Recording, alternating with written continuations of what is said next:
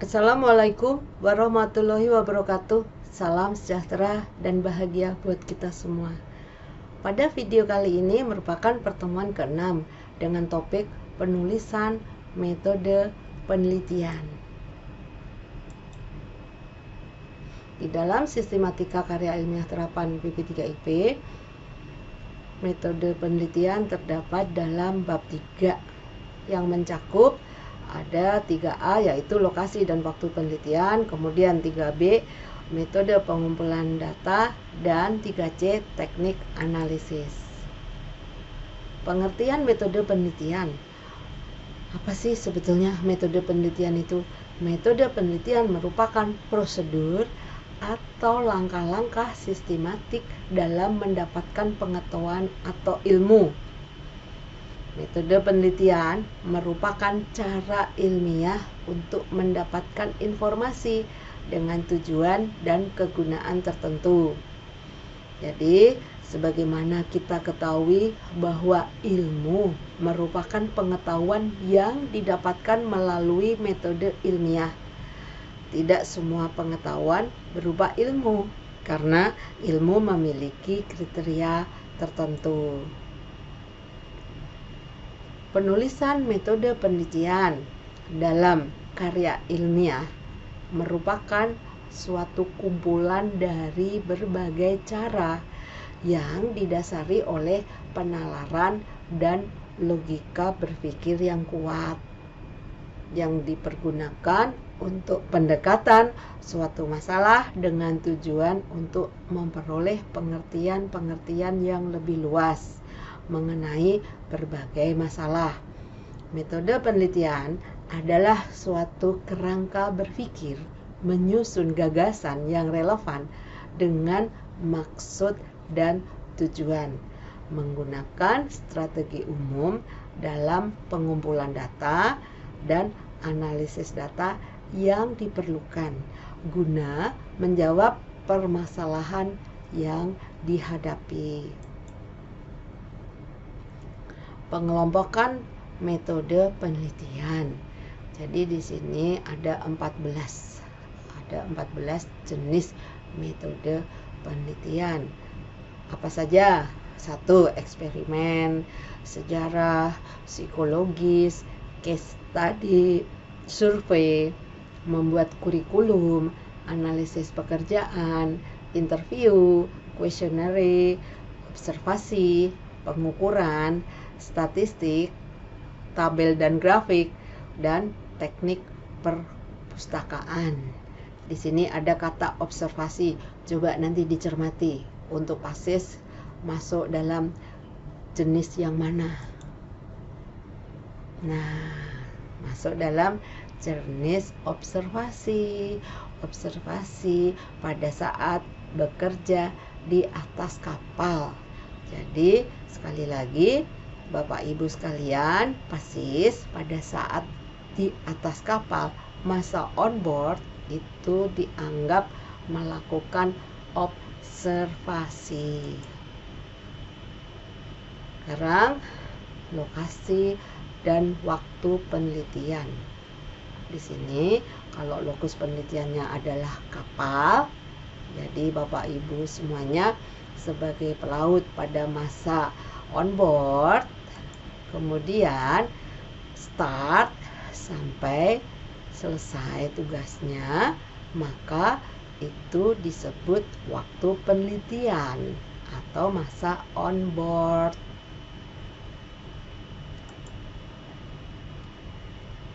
Metode pengumpulan data. Jadi perlu dicermati di sini metode sama dengan teknik atau tata cara. Terkait dengan metode pengumpulan data, yaitu teknik pengumpulan data merupakan langkah yang paling strategis dalam penelitian karena tujuan utama dari penelitian adalah mendapatkan data. Kemudian, kalau tanpa mengetahui teknik pengumpulan data, maka peneliti tidak akan mendapatkan data yang memenuhi standar yang ditetapkan. Pengumpulan data dapat dilakukan dalam berbagai metode, berbagai sumber, dan berbagai cara. kualitas hasil penelitian dipengaruhi oleh kualitas instrumen dan kualitas pengumpulan data.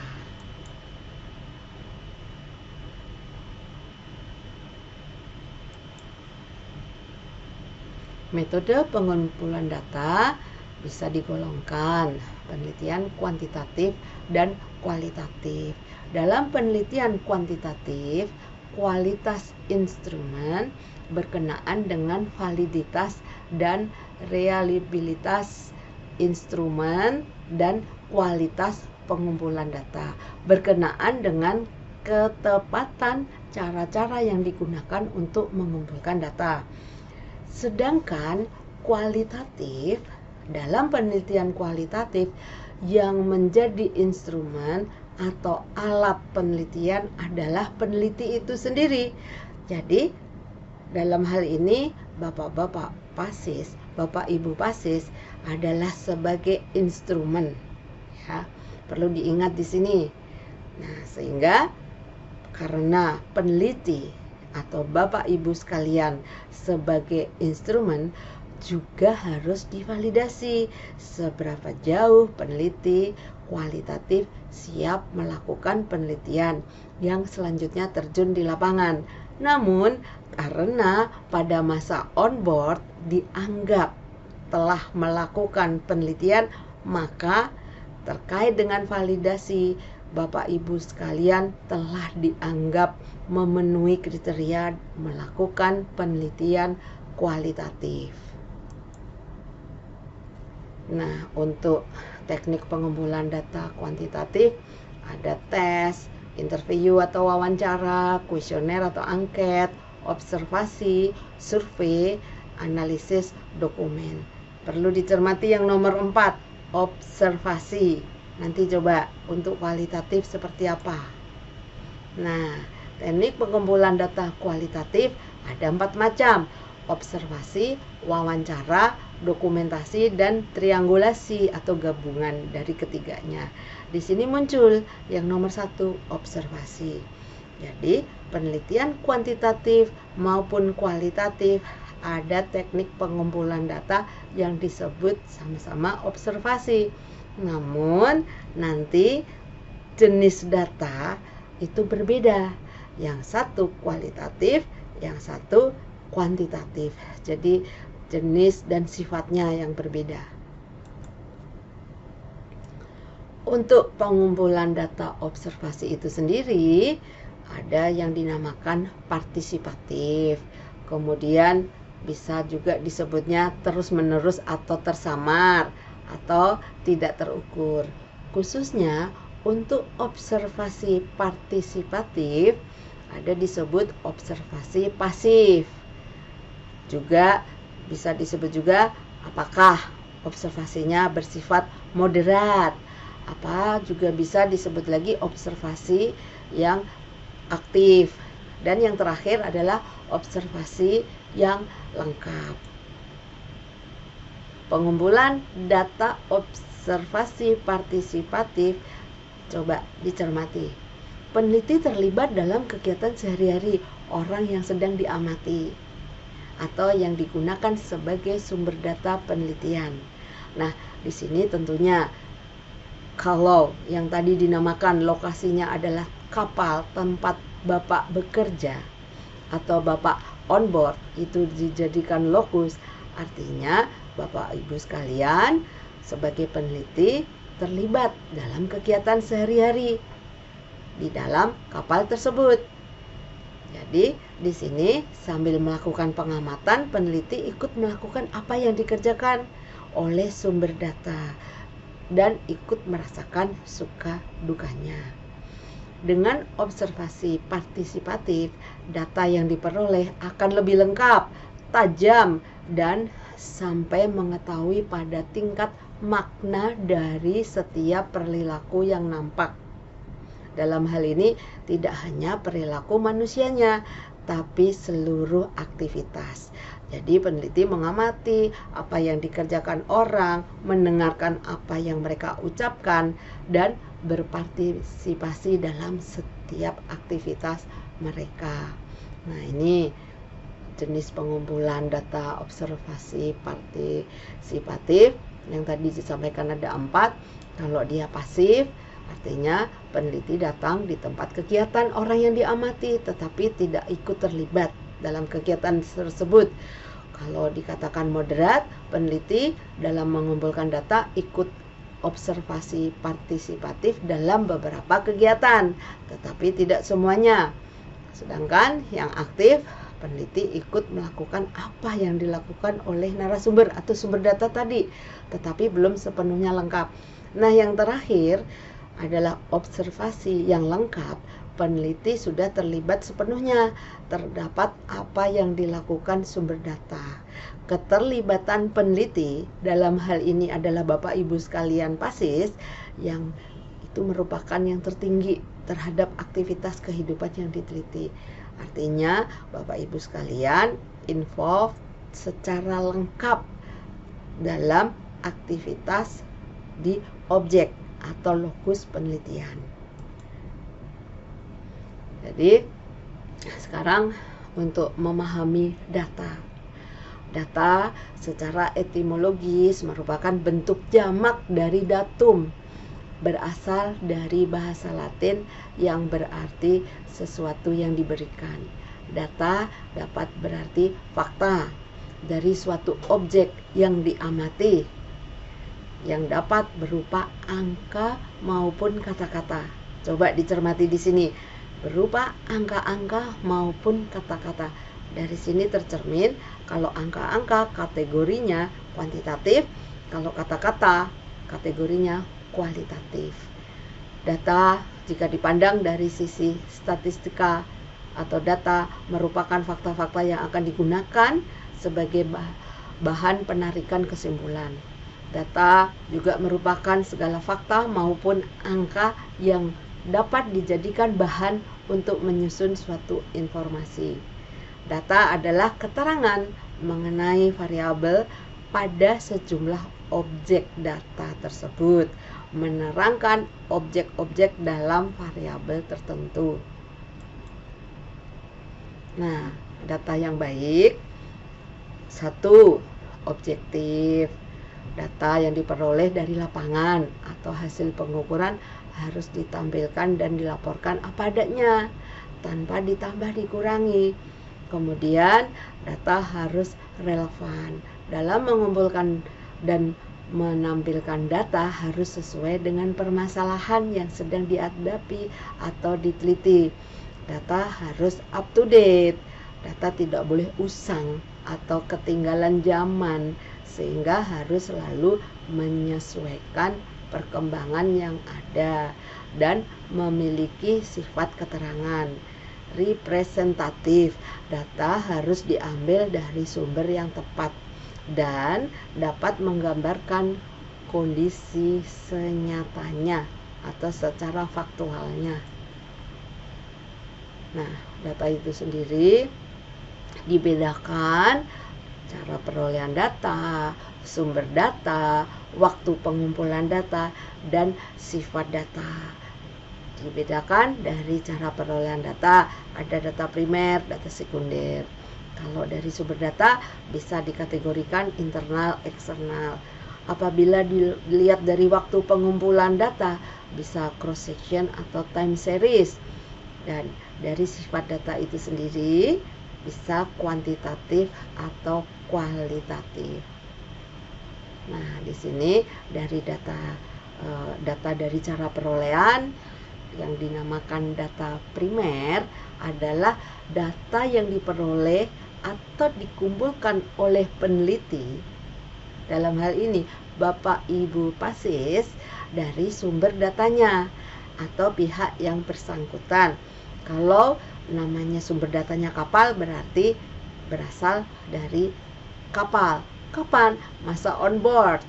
Kemudian data primer disebut juga sebagai data asli yang autentik atau data baru yang memiliki sifat up to date.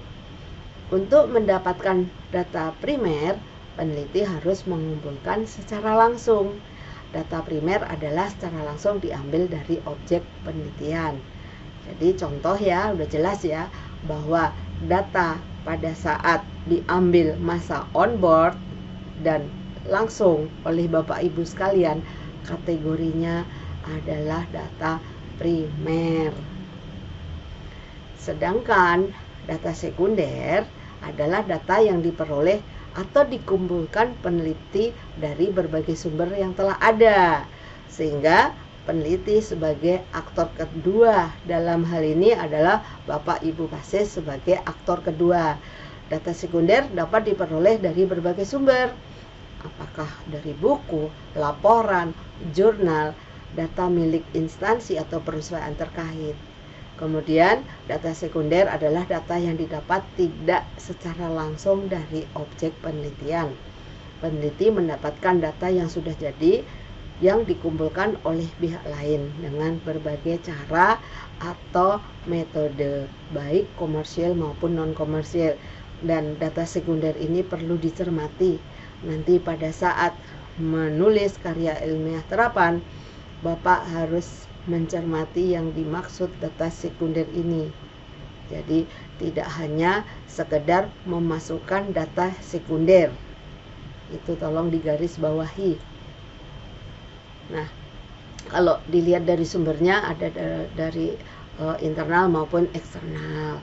Tentunya kalau objeknya itu adalah kapal, ya paling tidak merupakan data internal, data kru kapal, data spesifikasi kapal. Kalau eksternal mungkin bisa juga dari pelabuhan. Nah, intinya dalam sudut pandang organisasi di atas kapal itu merupakan suatu organisasi. Kalau dia perolehnya dari dalam berarti internal, walaupun mungkin data kru yang membuat orang pusat, namun eksternal di luar organisasi kapal. Nah, ini dari waktu pengumpulan.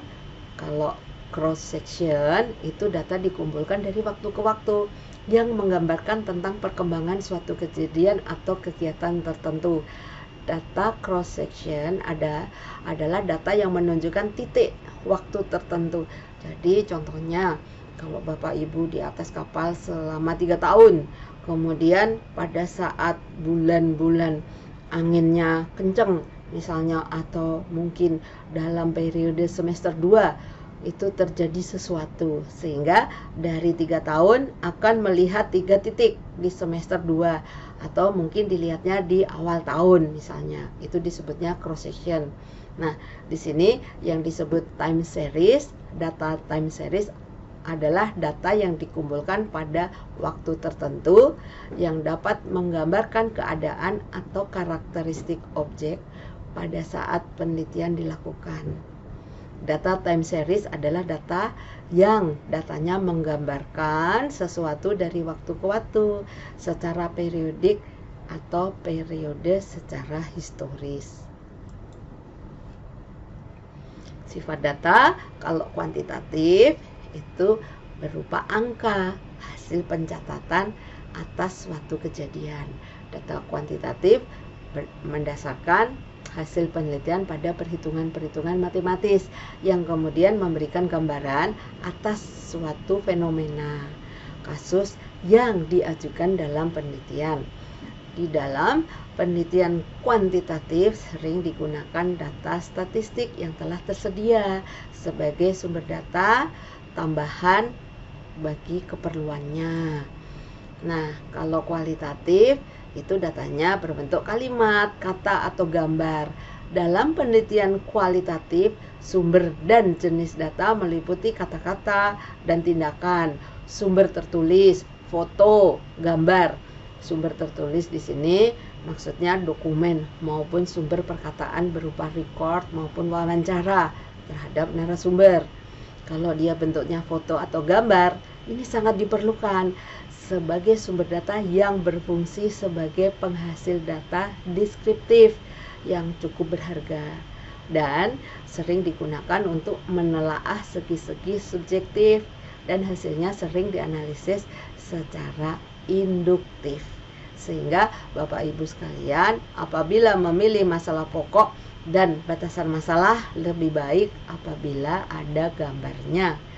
Kalau Bapak Ibu sekalian melakukan penelitiannya kategori kualitatif. Dan data yang dihimpun berdasarkan cara-cara yang melihat proses suatu objek kejadian. Nah, bayangkan tadi masa onboard dari sejak start sampai terakhir ya, itu ada proses ya, proses seluruh aktivitas pada objek penelitian, yaitu pada kapal Bapak Ibu sekalian. Data semacam ini lebih melihat pada proses daripada hasil. Nah, tolong dicermati bahwa kalau kualitatif itu didasarkan pada deskripsi proses, bukan pada perhitungan matematis. Nah, data adalah segala sesuatu yang dapat dijadikan sebagai acuan atau sumber dalam penelitian. Data tersebut dapat meliputi informasi, angka maupun keterangan fakta yang mendukung suatu penelitian. Nah, selanjutnya apa yang disebut teknik analisis atau teknik analisis data. Teknik analisis data menguraikan tentang cara-cara yang dilakukan peneliti dalam mengolah dan menganalisis data yang telah diperoleh. Pemilihan atau penetapan teknik analisis data sangat ditentukan oleh beberapa hal, antara lain permasalahan yang diajukan, jenis penelitian, dan tujuan penelitian. Nah, di sini ada yang namanya metode analisis data kualitatif, yaitu di sini saya sampaikan ada dua model. Satu Miles and Haberman, satunya Spratly. Nah, maksudnya model Miles and Haberman, dia menyebutkan dalam melakukan penelitian kualitatif ada yang dinamakan langkah analisis data kualitatif.